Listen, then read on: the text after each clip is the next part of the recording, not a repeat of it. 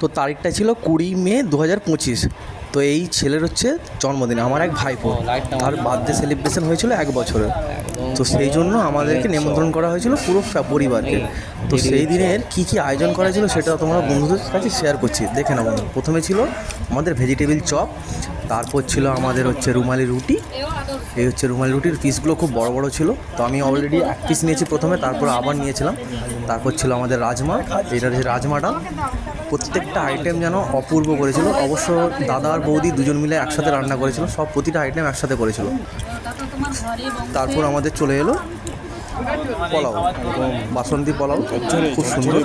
এটাও খুব সুন্দর হয়েছিল, মিষ্টির পরিমাণটাও খুব সুন্দর ছিল, নুনের পরিমাণও খুব সুন্দর ছিল, আমার তো বেশ ভালো লেগেছিলো। এবারে নেক্সট আইটেম যেটা হচ্ছে আমাদের চিকেন কষা।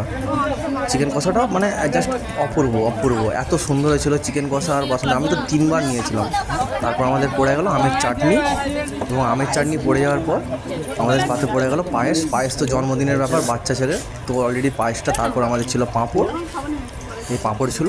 তারপর আমাদের নেক্সট যে আইটেম সেটা হচ্ছে রসগোল্লা। রসগোল্লাটা খুব স্পঞ্জি ছিল, দারুণ হয়েছিল। তো আমার আইটেমগুলো কেমন লেগেছে বন্ধুরা অবশ্যই জানিও। শেষ পাতে হচ্ছে আমাদের আইসক্রিম, গরমের বাজার।